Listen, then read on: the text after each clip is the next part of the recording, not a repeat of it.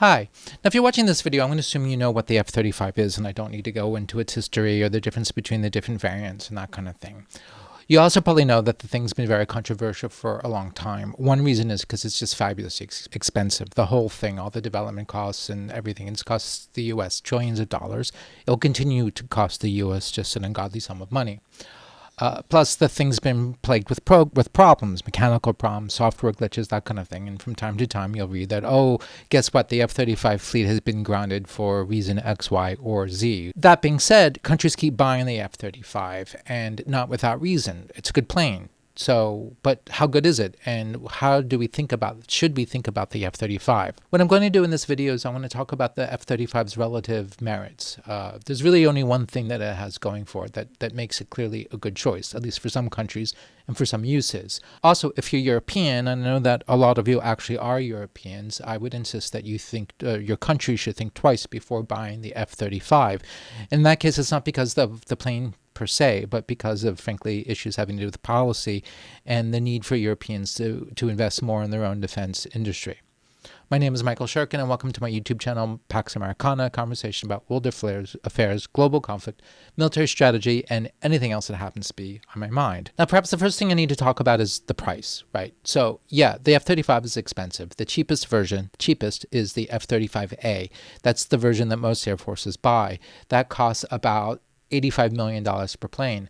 The most expensive version is the F-35B. This is what the U.S. Marine Corps and the navies of Italy and the United Kingdom and Spain are buying in order to replace their beloved Harrier jump jets. That costs about $109 million. And when I say about, that's because the actual cost the countries pay for this thing varies a lot. And even just figuring out how much anybody pays for an F-35 per plane is a remarkably difficult thing to do. So if you Google this, if you look at various documents, you will find different numbers. So the numbers that I just gave you, I'm not going to die on those hills. Like, that's just, these are numbers that came up. They seem fairly credible to me. And usually the other numbers that you find are still more or less in the same ballpark, as we Americans like to say. Also, the F-35 is notoriously expensive to maintain. I've read that the United States Air Force in 2023 was paying $6.6 million per plane per year.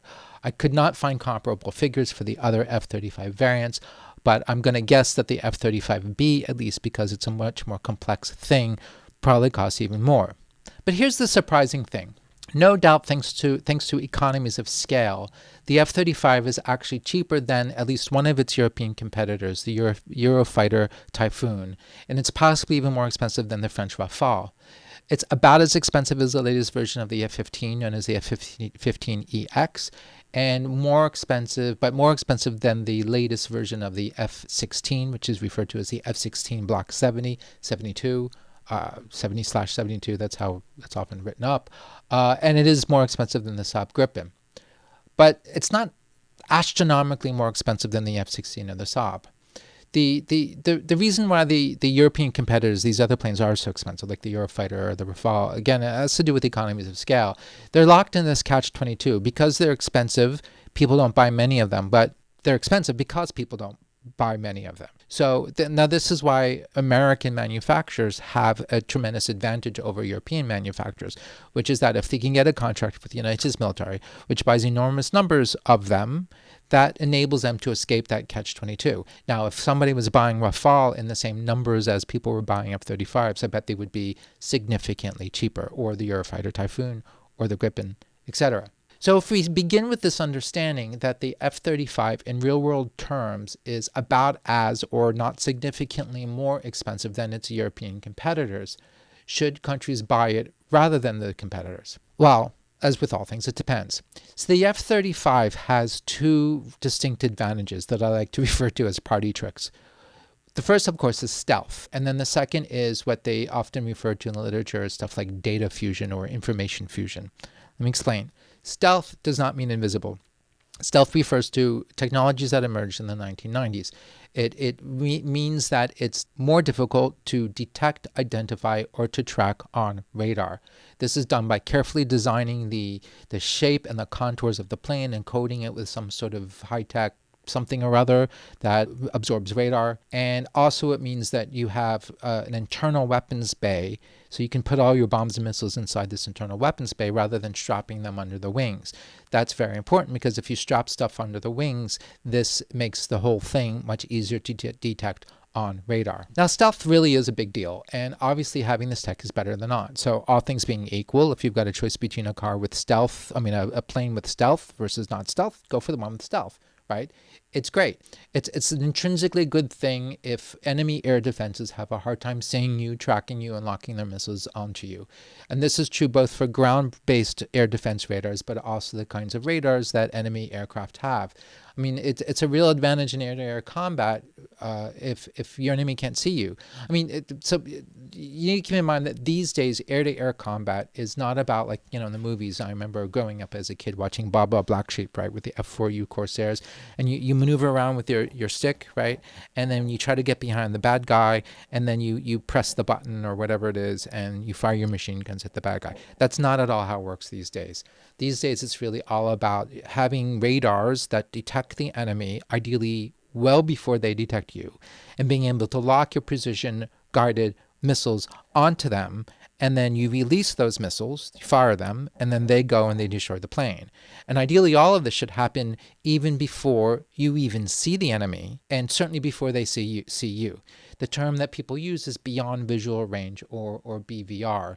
If you have BVR capabilities and your enemy does not, you win. If you don't have BVR but your enemy does, you're toast. Now, these days, most people, like pure fighters, have BVR, so then it's a question of almost seconds. Like, you're going to detect them seconds before the others. But either way, you want to have better radars, and you want to be able to respond more quickly and fire your missiles before they get to do the same thing. So it's almost like a duel between kind of competing technologies. And that is precisely why these things cost so much money. All things being equal, stealth is good, maybe even great. But there's some caveats that need to be pointed out too. First of all, not everybody needs stealth, or at least not all of the time. Proof of this is the fact that the Israelis, who have the F-35 and apparently really like the F-35, they recently used them to raid Iran, right? That's a nice, neat stunt that they pulled there. And I bet stealth helped them do that. But they also just placed a very large order for F-15s. Why? Because it depends on what you want to do with the plane and against whom you're going to be using the plane. And also, long before Israel had F-35s, it seemed to have no troubles penetrating, let's say, Syrian air defenses. So did they need stealth to do that? No, they didn't. Are they better off with the stealth? Well, yeah, I guess, because it's reducing the risk. So, but you don't need it necessarily. Also, the value of a given stealth technology will diminish over time as people figure out how to improve their detection systems.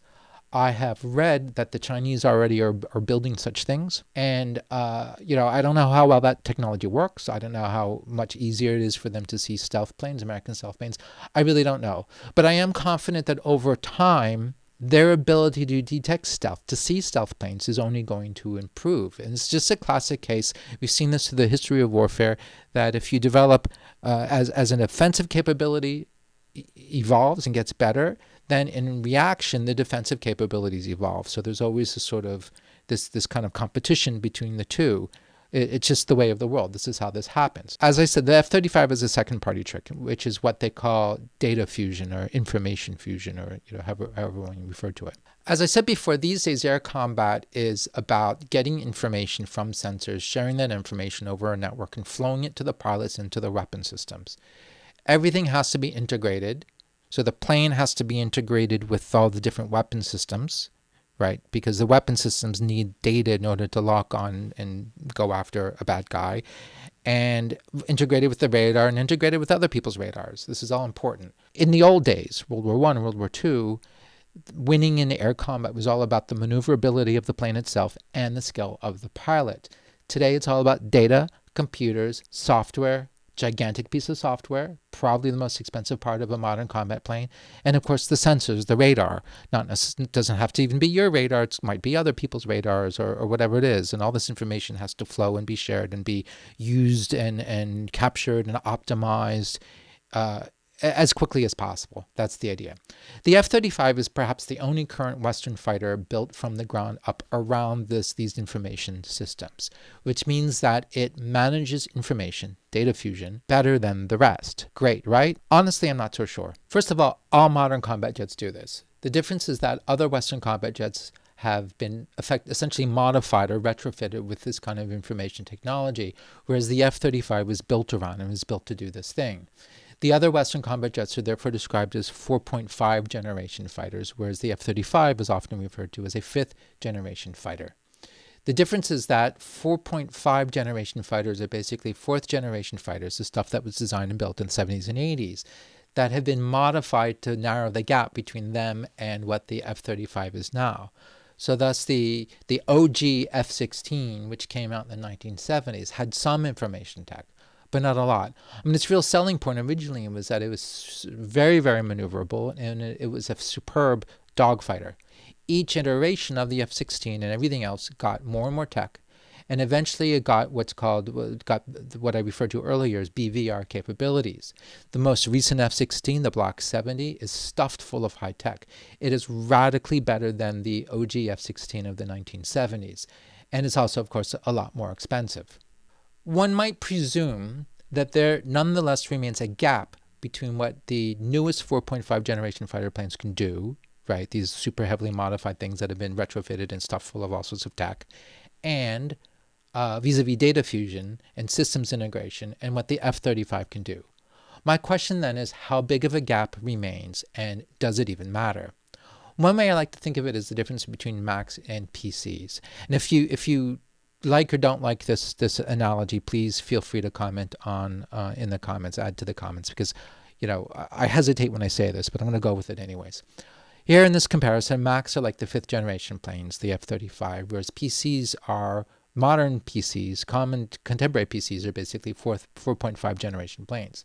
So back in the day, let's say 1984 when the Macintosh came out, the difference between that and the other planes, other computers, which are basically 4th generation computers, was night and day, right? So if you compare it to like PCs in the dark days of DOS and the Mac, it was a radical difference. Then came the Windows 95, which was a first and frankly very poor attempt to narrow the difference, to make PCs operate more like Macintoshes. But then over time, each subsequent generation of the Windows operating system got better and narrowed the gap further and further. I'd argue that today, even today, I think Macs are still better. They're still more intuitive. They still offer better systems integration. But the reality is at this point, the difference is not, in fact, it's not actually meaningful. I've used both. I prefer the Mac, but the PCs absolutely get the job done. And one can do with them anything you need them to do. There's no problem there. And I cannot pretend that the advantages that I think Macs still offer over PCs are decisive in any way. Plus, they're a lot cheaper, the PCs. Is this a good comparison? Again, I don't really know. Now, similarly, it is claimed that F-35s, because of their information networking tech, play extremely well together. And so there's a real advantage if you know that if your coalition partners flying F-35s, there's a real advantage to you also having F-35s because of the way that they play so nicely together. And if this is true, then this is a real good reason why air forces like the Netherlands Air Force might want to buy F-35s with the Canadians, because odds are if you're flying combat missions upon some sort of NATO mission, you're going to be doing it alongside American F-35s. But again, the truth is that all recent 4.5 generation fighter planes, at least those that are up to current NATO specs, play nicely with one another. Do F-35 still play better amongst themselves than, let's say, an F-35 in a Rafale? Again, I don't really know. Is that difference significant? I don't know, but that's a good question to be asking. Now, I'm going to tell you a story that goes a long way to explaining my own skepticism about the significance of purportedly superior data fusion capabilities, such as those that are associated with the F-35. While I was working at the RAND Corporation, I did do a lot of research into U.S. Army operations U.S. Army operations research. And one of the things that I read about had to do with the fact that starting in the 1990s, The U.S. Army got in its head that information dominance and having superior networking technology would give them a distinct battlefield advantage, an important battlefield advantage. Also, they believe that this would be so advantageous that this will enable them to cut back on other capabilities. For example, they were gambling that better information technology would mean that you could get away with having less armor on your vehicle. You don't need like an M1 Abrams to protect you. With all that armor to protect you, you could have a much lighter vehicle, provided that vehicle is networked and has all this sort of information dominance. And the guy inside the whatever it is, this lighter vehicle has this incredible situational awareness that will come from the information technology. So like the army is really good at figuring out, like, okay, if you want to make a tank more effective, well, you could put a bigger gun in the tank. If you have a bigger gun in the tank, you can calculate, you can study the performance characteristics of having a bigger gun. And you can study how well it does against other tanks and think about things in terms of range and lethality, that kind of thing. And then you could also think about how, okay, a bigger gun is heavier, so you're going to burn more fuel, and the tank will probably break down more often. So this is going to increase logistical burden, which is going to have certain cascading ramifications. Similarly, a bigger gun means bigger rounds, which means you can carry fewer of them in the magazine in the tank, which means that they're going to run out of ammunition faster. And again, these things are all measurable, calculable. You can put numbers to it. You can run your models. You can run computer simulations. Not a problem. U.S. Army operations researchers are extremely good at doing that kind of thing. But when it comes to trying to figure out the relative value of simply having more information or having faster information or data fusion, this becomes a real challenge. What is the relative value of a unit of information? I mean, what even is a unit of information?